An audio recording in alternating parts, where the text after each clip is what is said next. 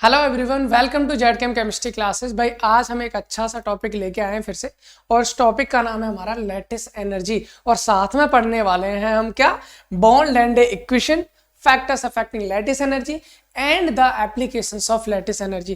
भाई lattice energy क्या होती है, और एक और चीज मैं आपको बता दूं, हम जो सीरीज इस वक्त पढ़ रहे हैं वो कौन सी हमारी, molecular polarity and weak chemical forces, और इसका ये हमारा 4th लेक्चर है। पहले 3 लेक्चर में पहले लेक्चर में हमने क्या किया था, van der Waals forces. Second lecture में हमने किया था क्या, हाइड्रोजन बॉन्डिंग। और थर्ड लेक्चर में हमने किया था फजांस रूल। इस लेक्चर में हम करने वाले हैं लैटिस एनर्जी। चलिए सर, सबसे पहले क्वेश्चन हमारा ये होता है, सर लैटिस एनर्जी एक्चुअल में क्या होती है। सर सबसे पहले लैटिस का नाम सुनो, कहीं ना कहीं लैटिस सुना है, इसको हिंदी में बोलते हैं जालक ऊर्जा। सर लैटिस का जब भी नाम आता है मुझे सबसे पहले याद आता है सॉलिड स्टेट, जो हम क्लास 12th में पढ़ते हैं, सॉलिड स्टेट पढ़ते हैं, ठोस अवस्था। सर वहां पर क्या होता है, प्लस माइनस दोनों आयंस होते हैं, आपस में जोड़ते हैं तो कोई ना कोई एक लैटिस बनाते हैं, एक जालक बना लेते हैं, जिसे हम क्रिस्टल लैटिस बोलते हैं। सर क्या वहीं से रिलेटेड कोई एनर्जी की बात करेंगे क्या? बिल्कुल सर, उसी से रिलेटेड हम एक एनर्जी की बात करेंगे, लैटिस एनर्जी। अभी मेरे को एक चीज तो पता है, सर लैटिस बनाएगा कौन? सर लैटिस बनाते हैं आयंस, प्लस और माइनस, यानी कैटायन और एनायन जब दोनों आपस में मिलेंगे तो क्या बनाएंगे, लैटिस एनर्जी। अब अगर मान लीजिए किसी की एनर्जी को मेरे को पता करना है, जैसे मान लीजिए ये मेरे पास स्टिक है, इसकी मेरे को एनर्जी पता करनी, तोड़ दो, इसको तोड़ दो। अगर मैं इसको तोड़ूं तो मुझे जितनी एनर्जी इसको देनी पड़ेगी वो इसकी एनर्जी हो जाएगी, इसकी डिसोसिएशन एनर्जी हो जाएगी। अब मेरे को सर लैटिस एनर्जी का मतलब क्या, कि मेरे को लैटिस तोड़ना पड़ेगा क्या? बिल्कुल तोड़ना पड़ेगा भाई। अब इसके लिए मैं आपको बता दूं लैटिस एनर्जी, चलो एक काम करते हैं, बिना टाइम वेस्ट किए हम लैटिस एनर्जी स्टार्ट करते हैं। और लैटिस एनर्जी को मैंने 2 तरह से डिफाइन किया है भाई। कितने तरह से डिफाइन किया है? 2 तरह से। अब इन दोनों तरीकों को हम एक बार समझ लेते हैं। इधर भी लिख रखा है, इधर भी लिख रखा है, दोनों का मतलब सेम है ना, लेकिन तरीके अलग अलग हैं डिफाइन करने के। तो दोनों तरीकों को हम समझते हैं। सबसे पहले मैं ये वाला तरीका समझता हूँ, उसके बाद हम ये वाला समझ लेंगे, ठीक है ना। चलिए भी स्टार्ट करते हैं, कैसे होता है पहले मैं पढ़ने की कोशिश करता हूँ। हिंदी इंग्लिश की प्रॉब्लम नहीं आने वाली, ठीक है। जिसको इंग्लिश समझ में नहीं तो वो हिंदी में लिख लो, कोई प्रॉब्लम नहीं है ना। मैं आपको एक्सप्लेन कर ही रहा हूँ। देखिए क्या है, the energy released when 1 mole of ionic crystal, 1 mole of ionic crystal is formed from its gaseous ion. को समझ में आया? सर कुछ भी समझ में नहीं आया, कोई बात नहीं, अभी हम समझने की कोशिश कर लेते हैं। क्या है भाई, समझाने की कोशिश करो, ठीक है। ये क्या कर रहा है, द एनर्जी रिलीज, कोई एनर्जी रिलीज हो रही है मतलब निकल रही है, when 1 mole of ionic crystal, कोई भी 1 मोल ले लिया है मैंने, और 1 मोल किसका लिया है भाई, आयनिक क्रिस्टल का। आयनिक क्रिस्टल क्या होगा भाई, आयनिक क्रिस्टल का सीधा सीधा मतलब ये है भाई, आयनिक क्रिस्टल में क्या होगा, एक कैटायन होगा एक एनायन होगा। मान लीजिए मैंने लिख दिया mx, क्या लिख दिया भाई मैंने लिख दिया mx, तो m पे मान लीजिए पॉजिटिव होगा, x पे नेगेटिव होगा mx, ये पॉजिटिव नेगेटिव दोनों प्लस और माइनस से बीच में, तो आयनिक बॉन्ड तभी तो बनाएंगे। तो ये हमारा आयनिक क्रिस्टल कितना लिया है मैंने, 1 मोल, और भाई किस फेज में होगा हमारा, सॉलिड फेज में होगा। अभी इसको मुझे क्या करना है, the energy release when 1 mole of ionic crystal is formed, अच्छा फॉर्म्ड कर रहा है, ओके सॉरी, अभी ब्रेक नहीं कर रहे, फॉर्म्ड की बात कर रहे हैं। हमको mx बनाना है, ये प्लस है और ये हमारा क्या है माइनस, सॉलिड फॉर्म में कितना बनाना है, 1 मोल बनाना है, 1 मोल बनाना है फ्रॉम इट्स गैसियस आयन। कहां से बनाना है इनको, इनके गैसियस आयन से, यानी कि m पर पॉजिटिव है, x पर नेगेटिव है, ये भी हमारा गैस फेज में होना चाहिए, ये भी हमारा गैस फेज में होगा। अब इन दोनों को मिलाने पर मुझे क्या मिलेगा, मेरा mx मिल जाएगा। क्या मिल जाएगा मेरे को, mx मिल जाएगा। सर mx बनाने में मुझे कितनी एनर्जी यहां से क्या होगी, रिलीज होगी, जितनी एनर्जी निकलेगी उसे हम बोलते हैं लैटिस एनर्जी। सर समझ में नहीं आया, फिर से बताओ, ठीक है फिर से कोशिश करते हैं। द एनर्जी रिलीज का मतलब निकलना है, और निकलने के लिए मैं माइनस लगाता हूं, सही ना। तो क्या है, द एनर्जी रिलीज निकल रही है when 1 mole of ionic crystal, 1 mole of ionic crystal is formed, बना है फ्रॉम इट्स गैसियस आयन, इनके गैसियस आयनों से। तो कहने का मतलब है मेरे पास में m प्लस है, मेरे पास x नेगेटिव है, दोनों क्या है, आयन फॉर्म में है, दोनों आयन में और दोनों ही गैस में। जब ये दोनों आपस में मिलेंगे तो मिलने के बाद क्या बनाएंगे, एक आयनिक क्रिस्टल बनाएंगे, एक आयनिक सॉलिड बनाएंगे, सही है, एक आयनिक सॉलिड। अगर उसी आयनिक सॉलिड का 1 मोल बनाने के लिए यहां से जब आयंस आपस में मिलते हैं ना भाई, वहां से एनर्जी रिलीज होती है। जितने अमाउंट ऑफ एनर्जी रिलीज हो रही है that is known as lattice energy. उसे हम क्या कहेंगे? लैटिस एनर्जी कहते हैं। कुछ पढ़ने नहीं पड़ा, कोई बात नहीं, दूसरे को पढ़ते हैं, उसके बाद दोनों को कंबाइन करके समझ लेंगे, सही है। दूसरे पे आ जाइए, क्या भाई? द एनर्जी इज रिक्वायर्ड, यहां पर एनर्जी की रिक्वायरमेंट है to break 1 mole of ionic crystal, 1 mole ionic crystal को ब्रेक यानी तोड़ने के लिए इनटू इट्स कॉन्स्टिट्यूएंट आयन, उसके आयनों में जितने अमाउंट ऑफ एनर्जी की जरूरत है that is known as lattice energy. मतलब समझ में नहीं आया सर? मतलब ये मेरे पास में है ये mx, कोई भी आयनिक सॉलिड है, आयनिक सॉलिड है, कितना है? 1 मोल है। सर मेरे को ये क्या करना है? तोड़ना है। किस में तोड़ूंगा मैं? m मेरा प्लस में टूट जाएगा, x मेरा माइनस में टूट जाएगा। ये दोनों किस अवस्था में होने चाहिए? गैस फेज में होने चाहिए। भाई यहां पर क्या हो रहा है? अगर मेरे को mx को तोड़ना है तो मुझे एनर्जी देनी पड़ेगी, उस एनर्जी को क्या बोलेंगे? Lattice energy. सर अभी एक काम करते हैं, अब ये लैटिस एनर्जी की डेफिनेशन को हम अपने तरीके से समझने की कोशिश करते हैं। जैसे ये मान लीजिए स्टिक, ठीक है, अब स्टिक को अगर मेरे को तोड़ना है तो मुझे एनर्जी अपनी देनी पड़ेगी। जब तक मैं अपनी एनर्जी इस पे नहीं लगाऊंगा ये टूट पाएगा? नहीं टूट पाएगा। कहने का मतलब ये सर, अगर किसी बॉन्ड को ब्रेक करना होता है तो मुझे एनर्जी देनी पड़ती है, और अगर कहीं पर कोई बॉन्ड बन रहा होता है तो वहां से एनर्जी निकलती है। बस इतना आपको ध्यान रखना है। सर मैंने 1 मोल आयनिक सॉलिड लिया है, इसको इसके आयनों में तोड़ना है तो इसको मुझे एनर्जी देनी पड़ेगी। जो एनर्जी देनी पड़ेगी that is known as lattice energy. और वही चीज उसका उल्टा मैंने कर दिया है, अगर मेरे को इसको बनाना है इसके आयनों से ही तो वहां पर एनर्जी निकलेगी, तो उसको हम क्या कहेंगे? Lattice energy. तो दोनों चीज से समझ में आई भाई। बॉन्ड को तोड़ने के लिए जितनी एनर्जी देनी है पड़ रही है लैटिस एनर्जी, या फिर उनको बीच में बॉन्ड बनाना है तो वहां से एनर्जी निकलेगी, उसको भी हम क्या बोलते हैं? Lattice energy. तो इन दोनों तरीके से हम लैटिस एनर्जी को समझ सकते हैं। अब क्वेश्चन ये आता है सर कि लैटिस एनर्जी क्या होती है? ये तो मुझे समझ में आ गया, क्या होती है सर? अगर मेरे को ये कोई भी आयनिक क्रिस्टल है, इसको अगर तोड़ना है तो एनर्जी देनी पड़ेगी, सर ये लैटिस एनर्जी है ना। अगर मान लीजिए यहां पर क्या है? m प्लस और x माइनस है, इन दोनों से मिलकर mx बनाना है, तो यहां से एनर्जी क्या होगी? निकलेगी। इसको भी हम क्या कहते हैं? लैटिस एनर्जी कहते हैं। सर क्वेश्चन बस इतना सा आया, मुझे ये बता दिए लैटिस एनर्जी, ठीक है। इसको अगर हम निकालना चाहें तो कहां से निकाल सकते हैं? Born-Landé equation. सर एक ऐसी इक्वेशन है, यहां से हम क्या कर सकते हैं भाई? किसी भी कंपाउंड की लैटिस एनर्जी को फाउंड कर सकते हैं कि जो आयनिक सॉलिड में उसकी लैटिस एनर्जी कितनी है। सर ये बहुत इंपॉर्टेंट इक्वेशन है। अब इसको समझ लीजिए क्या होता है। लैटिस एनर्जी यानी कि Le का मतलब होता है lattice energy. Lattice energy equal to होता है Na(m)z + z - e² upon 4πε0 r0 bracket में 1/n-1। सर इसका क्या मतलब है ये बता दीजिए। इसमें कौन कौन से टर्म किस किस चीज को बता रहे हैं? देखो Le क्या है सर? Lattice energy. तो लैटिस एनर्जी हमें निकालनी। Na क्या है सर? हम किसकी बात कर रहे थे? 1 मोल की बात कर रहे थे ना, पर मोल की बात कर रहे थे। तो ये जो Na है ये क्या होता है? एवोगाड्रो नंबर, यानी 1 मोल में कितने नंबर होते हैं सर, वो होता हमारा Na का मतलब एवोगाड्रो नंबर कितना होता है 1 मोल में? 6.022 × 10⁻23 mole inverse. Le lattice energy, Na क्या? Avogadro number. चलिए सर इतनी तो कोई प्रॉब्लम है नहीं। अब इसके बाद M अभी देखते हैं क्या है। Z प्लस क्या है? Z प्लस है कैटायन पर चार्ज। कितना चार्ज है? जैसे में Na है तो Na पर 1 होता है तो Z प्लस की वैल्यू 1 होगी। और मान लीजिए Mg आ गया तो Mg पे कितने प्लस होते हैं? 2 प्लस होते हैं। तो इसमें Z प्लस की वैल्यू कितनी हो जाएगी? 2। तो कुल मिलाकर Z प्लस क्या है? Z plus is the charge on cation. Cation के ऊपर जितना चार्ज है, धनायन के ऊपर जितना चार्ज है दैट इज Z प्लस, और Z माइनस क्या हो जाएगा? एनायन के ऊपर चार्ज हो जाएगा, ऋणायन के ऊपर चार्ज हो जाएगा। ठीक है सर। E क्या है? E is the charge of 1 electron, और 1 इलेक्ट्रॉन का चार्ज कितना हो सकता है सर? 1.6 × 10⁻19 कूलोम। सर इतना चार्ज होता है किसका? इलेक्ट्रॉन का। तो E की वैल्यू वही हो जाएगी हमारी, चार्ज ऑन पर इलेक्ट्रॉन, चार्ज ऑफ 1 इलेक्ट्रॉन। सही है, ठीक है भाई। अब इसके बाद यहाँ तो 4πε0 क्या होता है? ε0 होता है हमारा परमिटिविटी ऑफ फ्री स्पेस। किसी भी फ्री स्पेस की जो परमिटिविटी होती है वो होता है हमारा ε0। अब हमारा क्या है? R0।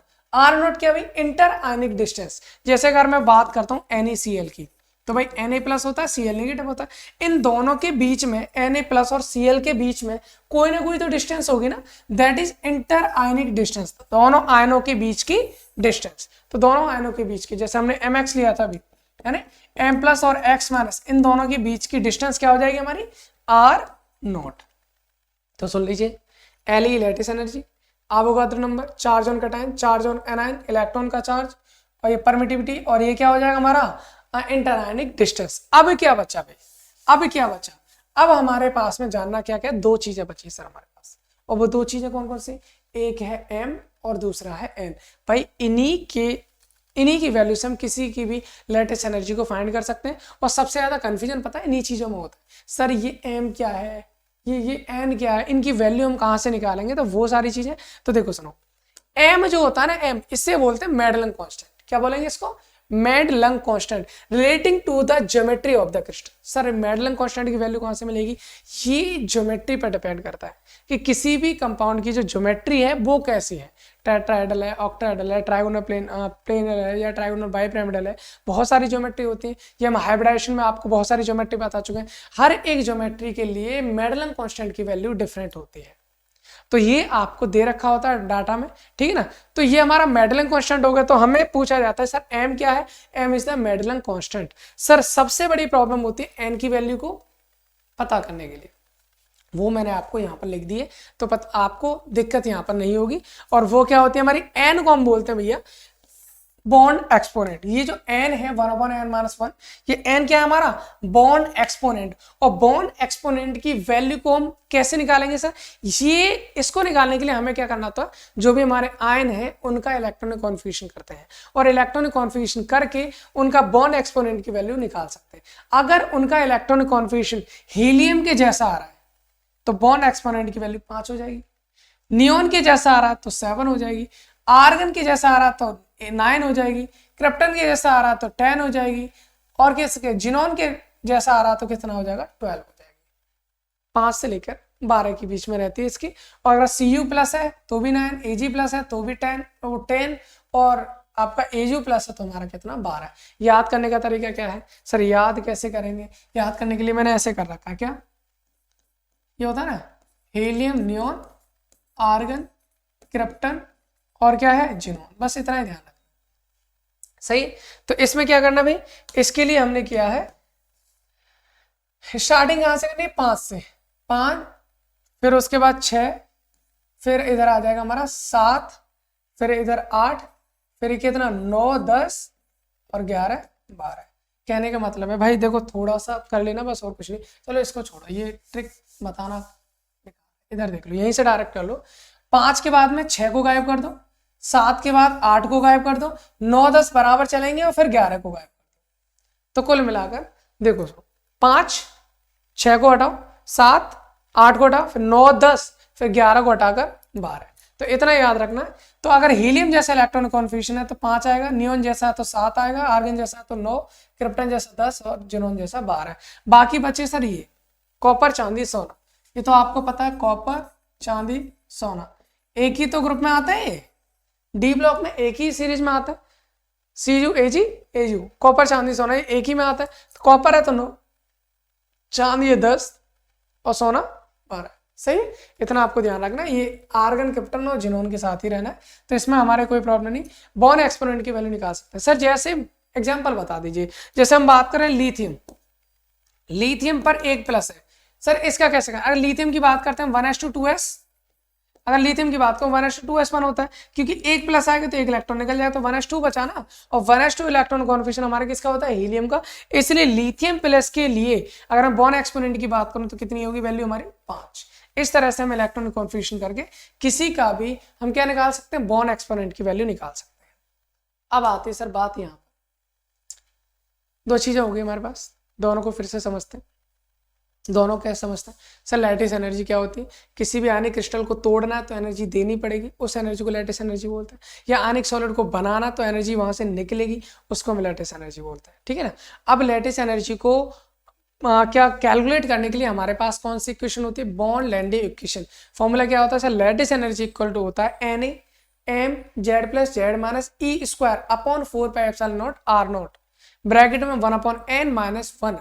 तो यहाँ पर एन एवोगाड्रो नंबर होता है ना, एम मेडलन कांस्टेंट होता है जो ज्योमेट्री पे डिपेंड करता है, जेड प्लस कैटायन का चार्ज, जेड माइनस एनायन का चार्ज, ई इलेक्ट्रॉन का चार्ज, और नीचे आर नोट क्या हो जाता है तुम्हारा इंटर आयनिक डिस्टेंस हो जाती है ना, एप्सिलॉन नोट परमिटिविटी हो जाती है, और एन क्या होता है वो होता है बॉन्ड एक्सपोनेंट जिसको हम किसी भी आयन के इलेक्ट्रॉन कॉन्फिगरेशन से पता करते हैं। सही है, अगर इलेक्ट्रॉन कॉन्फिगरेशन हीलियम जैसा है तो 5 होगा, और उसके बाद कौन आता है नियोन जैसा है तो कितना 7 होगा, और उसके बाद कौन आता है नियोन के बाद आर्गन क्रिप्टन जिनोन, उनके लिए कैसा होगा हमारा फिर उनके लिए होगा हमारा क्या 9 10 और 12। सही है, इतना हो गया। अब हम बात करते हैं फैक्टर्स अफेक्टिंग लैटिस एनर्जी। बहुत सिंपल सी बात है सर, लैटिस एनर्जी को कौन कौन से फैक्टर क्या कर सकते हैं, हम बोल सकते हैं लैटिस एनर्जी को कौन कौन से फैक्टर अफेक्ट कर सकते हैं। पहला sir charge of ion, ion पर चार्ज ज्यादा होगा तो लैटिस एनर्जी बढ़ेगी या घटेगी, तो हमें यहीं से पता चल गया। क्या पता चल गया सर, लैटिस एनर्जी चार्ज ये डायरेक्टली प्रोपोर्शनल है या नहीं, जेड प्लस के भी जेड माइनस के भी, जितना ज्यादा चार्ज लैटिस एनर्जी उतनी ही ज्यादा। भाई सीधी सीधी बात है, चार्ज जितना ज्यादा होगा, भाई चार्ज जितना ज्यादा होगा अट्रैक्शन फोर्स उतना ही ज्यादा होगा, अट्रैक्शन फोर्स उतना ही ज्यादा होगा, तोड़ने के लिए उतनी ही ज्यादा एनर्जी देनी पड़ेगी। इसलिए हम बोल सकते हैं सर चार्ज बढ़ेगा तो लैटिस एनर्जी भी बढ़ेगी, यानी lattice energy directly proportional to the charge on ion. Ion पर जितना चार्ज होगा लैटिस एनर्जी उतनी ही ज्यादा होगी। बात समझ में आ रही है, इसमें तो कोई प्रॉब्लम है नहीं। सर सेकंड फैक्टर क्या है, सेकंड फैक्टर है साइज ऑफ आयन। भाई साइज ऑफ आयन पे भी डिपेंड करता है, कैसे डिपेंड करेगा भाई, यहां देखो, यहां से देखिए इंटर आयनिक डिस्टेंस, इंटर आयनिक डिस्टेंस यानी लैटिस एनर्जी इंटर आयनिक डिस्टेंस क्या होते हैं रेसिप्रोकल, यानी कि दोनों के बीच की डिस्टेंस जितनी कम होगी लैटिस एनर्जी उतनी ही ज्यादा। भाई दोनों के बीच की डिस्टेंस जितनी कम होगी लैटिस एनर्जी उतनी ही ज्यादा। ये कैटायन है, ये अनायन है, ये अनायन है, इन दोनों के बीच की डिस्टेंस जितनी कम होगी लैटिस एनर्जी उतनी ज्यादा। और कम होने के लिए क्या होगा भाई, इन दोनों का साइज क्या होना चाहिए छोटा।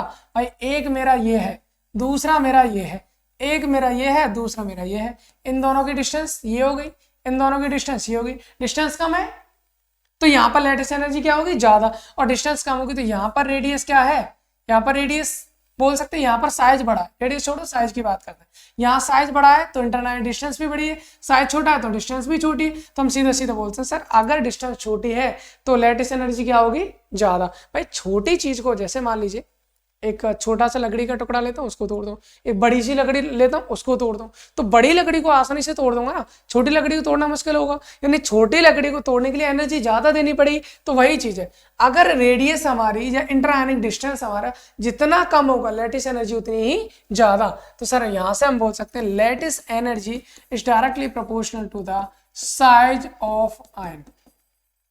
साइज ऑफ आयन, आयन का साइज जितना ज्यादा, sorry 1 upon size of ion, size of ion, ion का साइज जितना ज्यादा होगा लैटिस एनर्जी उतनी ही कम होगी। सर अगले हम बात करते हैं, अगला ये हमारा फैक्टर है मेडलन कांस्टेंट। सर मेडलन कांस्टेंट के बारे में तो बता ही दिया, मेडलन कांस्टेंट क्या होता है ज्योमेट्री पे डिपेंड करता है। मेडलन कांस्टेंट की वैल्यू जितनी ज्यादा होती है लैटिस एनर्जी डायरेक्टली प्रोपोर्शनल होती है किसके, मेडलन कांस्टेंट के, मेडलन कांस्टेंट के। और ये मेडलन कांस्टेंट डिपेंड करता है ज्योमेट्री पर। भाई मेडलन कांस्टेंट की वैल्यू, मेडलन कांस्टेंट की वैल्यू जितनी ज्यादा होगी, मेडलन कांस्टेंट की वैल्यू जितनी ज्यादा होगी लैटिस एनर्जी भी उतनी ही ज्यादा होगी। तो भाई इसमें तो कोई प्रॉब्लम होनी नहीं।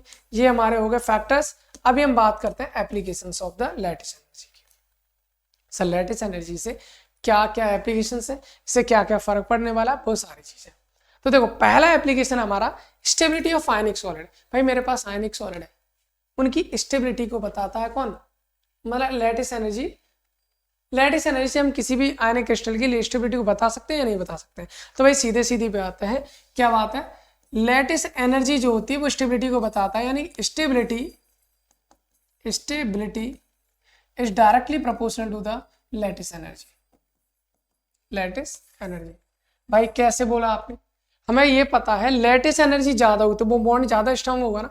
अगर मान लीजिए एक हल्का सा बॉन्ड है, मतलब कमजोर बॉन्ड है, तो कम एनर्जी दूंगा टूट जाएगा, अगर स्ट्रॉन्ग बॉन्ड होगा तो ज़्यादा एनर्जी देनी पड़ेगी, यानी कि जितना बॉन्ड ज़्यादा स्ट्रॉन्ग होगा एनर्जी उतनी ही ज़्यादा देनी पड़ेगी, और बॉन्ड जितना ज़्यादा स्ट्रॉन्ग होगा उतना ज़्यादा स्टेबल होगा। भाई टूटेगा नहीं। कहने का मतलब stability is directly proportional to the lattice energy, मतलब लैटिस एनर्जी जितनी ज़्यादा होगी स्टेबिलिटी भी उतनी ही ज़्यादा होगी। ठीक है भाई। अगला question, melting point, boiling point, sublimation energy, ये सबके बारे में पता होगा। मेल्टिंग पॉइंट, मेल्ट करना है तो जितनी एनर्जी देनी पड़ती है। बॉयल करने के लिए जो टेम्परेचर है, मेल्ट करने के लिए जो टेम्परेचर वो मेल्टिंग पॉइंट, बॉयल करने के लिए जो टेम्परेचर बॉइलिंग पॉइंट। सब्लिमेशन क्या होता है भाई, डायरेक्ट सॉलिड से किस में जाता है, गैस में। कोई डायरेक्ट सॉलिड फेज से किस में जाता है, गैस फेज में जाता है, उस सब्लिमेशन बोलते हैं। जैसे कपूर है, कपूर को गर्म करोगे तो वो लिक्विड में चेंज नहीं होता, क्या होता है, सॉलिड से डायरेक्ट किस में जाता है, गैस में। उस प्रोसेस को हिंदी में बोलते हैं ऊर्ध्वपातन और इंग्लिश में बोलते हैं सब्लिमेशन। तो उसको जितनी एनर्जी की जरूरत होगी वो क्या होगी, सब्लिमेशन एनर्जी। इनको हम आने वाले टाइम्स को पढ़ेंगे हम आगे। तो यहाँ पर देखो, मेल्टिंग पॉइंट, बॉइलिंग पॉइंट या सब्लिमेशन। भाई बॉन्ड जितना स्ट्रांग होगा एनर्जी उतनी ही ज्यादा देनी पड़ेगी। तो सीधा सीधा यहां से हम बोल सकते हैं भाई lattice energy, melting point is directly proportional to lattice energy, जितनी ज्यादा लैटिस एनर्जी उतना ही ज्यादा melting point. Boiling point is directly proportional to the lattice energy, जितनी ज्यादा लैटिस एनर्जी उतना ही ज्यादा boiling point. Sublimation energy, sublimation energy भी किस पर डिपेंड करेगी, लैटिस एनर्जी। पहले जितनी ज्यादा लैटिस एनर्जी उतनी ज्यादा सब्लिमेशन एनर्जी। अगला और लास्ट क्या भाई, solubility of ionic solid. Solubility of ionic solid, देखिए सर बहुत सारे आयनिक सॉलिड होते हैं, कुछ आयनिक सॉलिड वाटर में डिजोल्व हो जाते हैं, कुछ वाटर में डिजोल्व होते नहीं। जैसे मैं आपसे ये कहूँ NaCl है, पानी में घोलूंगा घुल जाएगा, बिल्कुल घुल जाएगा। BaSO4 है, ये भी आयनिक सॉलिड है, पानी में घोलता हूं घुल जाएगा, नहीं घुलेगा। कुछ आयनिक सॉलिड वाटर में घुल जाते हैं और कुछ आयनिक सॉलिड वाटर में नहीं घुलते। सर दो तरह की एनर्जी होती है, जब किसी आयनिक सॉलिड को हम वाटर में डिसॉल्व करते हैं तो वहां से भी एक एनर्जी निकलती है, उस एनर्जी का नाम होता है हाइड्रेशन एनर्जी। क्या नाम होता है भाई, हाइड्रेशन एनर्जी। एक है हमारे पास लैटिस एनर्जी। केस हमारे पास दो होते हैं, अगर या तो लैटिस एनर्जी ज्यादा हो या फिर हमारे पास क्या हो, हाइड्रेशन एनर्जी ज्यादा हो। दो केस होते हैं। अगर हमारी लैटिस एनर्जी ज्यादा है इसका मतलब बॉन्ड स्ट्रांग है, और बॉन्ड स्ट्रांग है तो वो टूटेगा नहीं, टूटेगा नहीं तो क्या हो जाएगा, वो इनसॉल्यूबल, मतलब वो घुलेगा ही नहीं, इनसॉल्यूबल हो जाएगा वाटर में, इनसॉल्यूबल। लेकिन हाइड्रेशन एनर्जी ज्यादा, लैटिस एनर्जी का मतलब जल्दी टूट जाएगा, टूट जाएगा तो वो क्या हो जाएगा, हमारा सॉल्यूबल हो जाएगा। तो मुझे आपको बात समझ में आ रही होगी मुझे लगता है। देखिए तो हमने क्या क्या फैक्टर्स पढ़े ये भी समझ लो। पहला हमने कौन कौन सा पढ़े भाई, हमने पढ़ा स्टेबिलिटी, लैटिस एनर्जी जितनी ज्यादा स्टेबिलिटी उतनी ही ज्यादा। दूसरा भाई लैटिस एनर्जी बढ़ेगी तो मेल्टिंग पॉइंट भी बढ़ेगा, बॉइलिंग पॉइंट भी बढ़ेगा, सब्लिमेशन एनर्जी बढ़ेगी। और हमारा लास्ट है क्या, आयनिक सॉलिड की क्या है हमारी सॉलिबिलिटी। सॉलिबिलिटी की हम बात कर रहे हैं, तो सॉलिबिलिटी में क्या है भाई, सॉलिबिलिटी डिपेंड करता है आप किस में घोल रहे हो।